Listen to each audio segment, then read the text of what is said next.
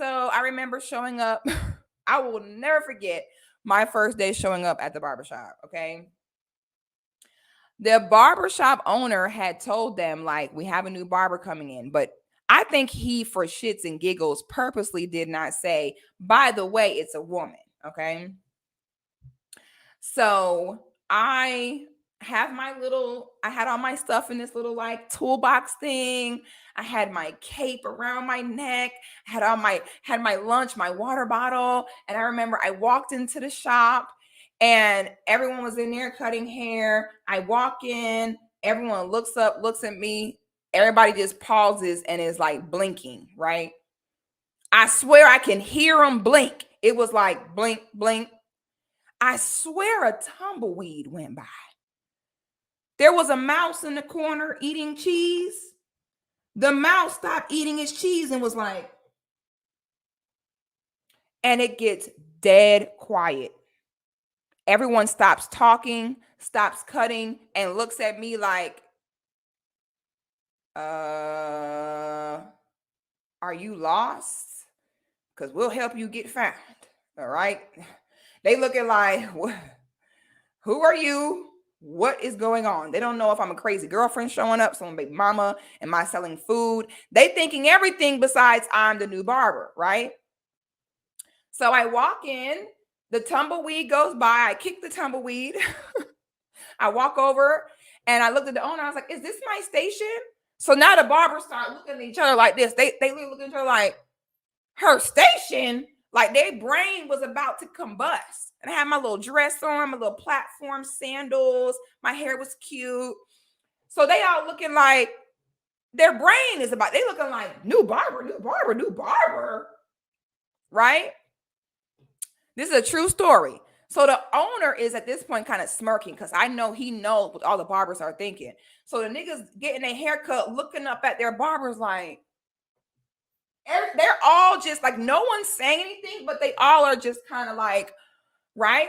So I'm like, okay. So he's like, oh, your station's over there. Puts me in the first chair. Now, for those of you who don't know, the first chair in a barbershop is normally reserved for the most talented barber or the owner of the shop or manager of the shop. First chair means you're somebody. Okay. He puts me in the first chair. Pressure, right? So I'm like, where's my station? He's like, oh, it's right there. I'm like, okay. So I go and I shimmy over there, put my toolbox down, and I'm like, hi guys, my name is Six. Nice to meet you guys. And they're all like, hi, Six. They all like, hi. They're all still like, this is not really happening, right? They're like, so the guy next to me is literally just looking like, is this my life right now? So I'm like, I'm putting my stuff away, putting up my pictures, getting my station ready. So so now they're trying to like act normal to get back to cutting, but they're cutting and they're just still kind of like, right? So I go ahead and get my station together. Now, keep in mind, I don't have any clients. Okay. I don't have any clients. All my clients was white guys. These white guys are not coming over to the other side of the city in the hood to get their haircut. It ain't happening. Right. So now I have to build a whole new clientele. So when you're building new clientele, and this was back before social media was a thing, barbers nowadays can get some models in, take some pictures, start some social media, influence ad. This was back before this was a thing. So this was back when you had to get cards, have pictures of your work on a card, hit the streets, pass your cards out, or you had to go in a shop and, wait for like a walk-in. So I set up my stuff and I look around like, okay, like I'm done, like I'm here. So a walk-in comes in, right? Everybody else is booked with appointments. The walk-in comes in. The owner, the guy come in, oh yeah, I don't got nobody I go to specifically. Like I just need a lineup. I needed a. So the owner goes, okay, she got you. So the guy looks over at me like, she is gonna cut my hair. He literally says that. He points with his thumb like this and goes, She gonna cut my hair? So I look over at him. Yeah. I said, come on over. And I reached my hand out. I said, hi, my name is Six. How are you? He doesn't move. He does not start walking over to me. All the other barbers are like this, looking like, oh shit. You know what I'm saying? They all cutting their hair. Even the niggas getting a haircut looking like, you know what I mean? Oh, thank you so much for the super chat, Quincy. Oh, Quincy, you about to make me get rich. So let me proceed. So where was I, darling? So anyway, okay, so the owner says, oh, she got you, right? So he goes, she gonna cut my hair? Yeah. I'm like, hey, how you doing? My name is Six. Nice to meet you. So I'm like waiting for him. He leaves me hanging. So I'm like, you know what I'm saying? Like, I'm like, nice to meet you. I'm Six. Crickets go off. It was like cricket. I'm like, all right, my dog. You know what I'm saying? Love. All right, cool. So then I sit there. So now this is when I had to get gangster, because I'm gonna tell you the truth. Because I have layers. I'm a real nigga, but I'm also a lady. You know what I'm saying? So it's like I wanted to cry. I'm not gonna hold you. On the inside of me, I felt the tears started welling up because my feelings was so hurt, because I was so excited. And I'm like, oh, it's my first day. When that nigga left me hanging and looked at me like I had three eyes, on the inside, I was like, and my lips started quivering. I'm like, but then I'm like, nope, I gotta be a G. I'm like, I cannot cry. They'll never take me serious. So I'm holding my breath. I'm like, be gangsta. I gotta be gangsta. I cannot cry. I cannot let him see that he hurt my feelings. I can't. So I'm like, be a big girl. Be a big girl. Don't cry. Don't cry. So then I said, I know I'm a new face in here. I was like, I can show you my social media, like an Instagram. Was it Instagram? Either Instagram or Facebook account that has some photos of my work, right? I want to say it was Instagram. It was Instagram. I was like, I can show you a picture of some of my work. I know I'm a new, and I'm refusing to make myself a victim by speaking on the fact that I'm a woman. I know what the real problem is. This is how you have to operate in male dominated industries. You cannot sit and pull the I'm a woman. You cannot do that. So I know the real reason of why he's looking at me like, she gonna cut it. I know why. So I am going to step right over that, and I'm going to keep moving. So I said, I know what I didn't say, well, I said, I know I'm a new face here. So I have some photos of my work if you want to look at some pictures, right? So I show him the photos. So he kind of looks like, so I swear it was like the slowest walk of doom while he was walking over to my chair. Like, he takes off his hat and he's holding his hat right here. Like, he walking over to his execution. You know what I'm saying? And he walking real slow, like, like, okay. Because the owner, helped me out, co-signed me, and he was like, nah, bro, she good. Like, you good? So he kind of looks at the owner like, okay. It kind of take his hat off and starts walking over to me like, all right. So I'm like, go and have a seat. Now at this time I also was single. All right. So I was kind of using a little of my, my magic touch, a little of my feminine energy, trying to relax him. Boy, calm down. So I went to put the cape on. I was like, let me go ahead and fasten this for you. You know what I'm saying? I put the cape on, buttoned it real delicate, smoothed it out. How are you? Are you comfortable? So now he kind of like, okay, I like this already. Not like a dude barber where like, you all right, what you want?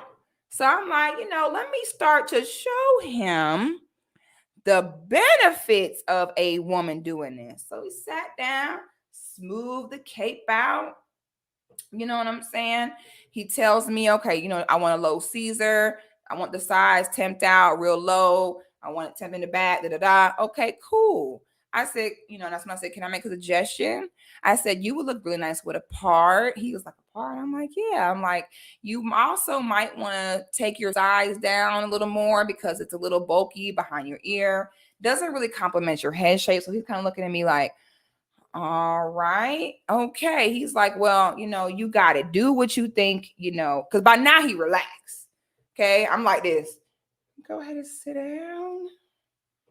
You smooth this out. You know what I'm saying? By that time, nigga was putty in my hand. He's like, you know what? Do what you think. Do what you think is best. I'm like, okay. I got you. Right. So now I pull out my clippers. Now it is so freaking funny. Everybody else in the shop, they are trying so hard to like focus on their cut, but they still looking like, but she actually about to cut his hair, like, right? So I take my clippers out, go ahead and take it down. They looking at me like I'm going with the grain. I like to go against the grain just a little bit right here to get them little long hairs that might stick over. So I nick them things off. I'm doing clipper over comb. So now they're looking at me like, oh shit. They're looking at me like, this, she actually cutting the nigga hair for real. They looking like, so they trying so hard to mind they bit, but they like, when I tell y'all, I gave him the nastiest, blurriest fade. Okay. Like is my vision blurry or is your fade just that blurry? Like, okay, nasty fade. Took my razor out, edged that thing up, got all his lines real clean, got that beard line up. That I put product on his hair, smoothed it down, let it dry a little bit. And his shit was wavy, crispy, temped. Ooh, put that part in it. So literally by the time I'm done with the cut, the whole shop is looking like they are shook. And I got that shit done in 30 minutes. Nigga was clean AF, 30 minutes. Then gave him a neck and shoulder massage afterwards. Okay. That's back when we was charging $30 for a haircut and $10 for a beard trim. He gave me $100 bill. And then he was like, I'm sorry. He said, I'm really sorry. I just wasn't really sure. Gave him my card. Here you go. Call me for your next appointment. And this is how I built my book up. Okay. And when you are a woman working in a male-dominated industry, you cannot expect special favor or treatment because you are a woman. You cannot bring down a male-dominated spot by needing them to coddle your feelings and help you carry your weight. You then become a liability, not an asset. When you are working in a male-dominated industry, you have to know how to suck it up and keep up. Nobody cares. No one owes you nothing. And you have to be built correctly for that before you go into that lion's den. And as a woman, sometimes you may have time. Like I said, I wanted to cry. When I got embarrassed like that and my feelings got hurt, I wanted to cry. And I knew I cannot. This is not the time and the place, right? So now imagine if I would have been like, oh, bitch ass nigga, you want to sit embarrassment? You don't want me to cut your hair because I'm a woman? Oh, nigga, that would have got me nowhere. That would have made me be wrong no matter what happened. Even if he was dead wrong for embarrassing me and leaving me hanging. If I would have sat there and hit him with the, oh, so y'all gonna do me like this? All ego, I'm the best barber. I don't know why. What I had to do is prove myself. Yes, women are naturally not necessarily inclined to have to prove ourselves. Men are raised more to have to prove and earn everything they got. Normally, that's the norm for the male brain. Okay. Women's brains don't work like that. So, as a woman, you got to put your mind there before you enter. This is their space. It's called male dominated for a reason. You don't get in there and they all sit and acquiesce to you. That ain't how it works. You in their territory. You work around them. I don't care what female comedian thinks she's funny or whatever. You never, ever will be on the same level as the male comedians. It is a male-dominated industry, period. Same with the WNBA. I don't give a damn how good of a basketball player a woman is. You will never be on the level as the man. You have got to be humble to be a woman working in a male-dominated industry. Okay, so what I did is I found a way to make myself valuable in my own way. I would bring the guys in the shop snacks, bring them food. I would help, clean up, make the place smell good. I would bring the feminine touch to the point where I did not even have to pay rent. I became such an asset through my womanhood and femininity. Instead of trying to be as good as or just like the men, I decided I'm going to bring my own aspect that is valuable that none of them have. And that is my womanly presence, my womanly nurturing, my ability to make any space feel warm. These niggas in that shop would be done for the day and still be in the shop just to be in there and be in the energy was so good because it now had the womanly touch. And they would tell me, man, before you got here, it was so cold in here. And you got here. We love coming to work now. They had folded towels. They're like, these niggas ain't folding no towels. So instead of complaining, I had to figure out how can I get in here and add value that the men can't. I'm not going to sit here and try to compete with the man. You're always going to come before me. It's always going to be if it's me and you and someone come in, they're always going to trust you as a man more than me. I get that. If this industry is 85% male, then it is what it is. All right. So that is very important. This is where Monique goes wrong. So I will say this. A part of me resonates with Monique because that was my first experience in a very long-standing career in that industry. Y'all, I have stories for days on how many times I was slept on, walked over, undermined. It is what it is.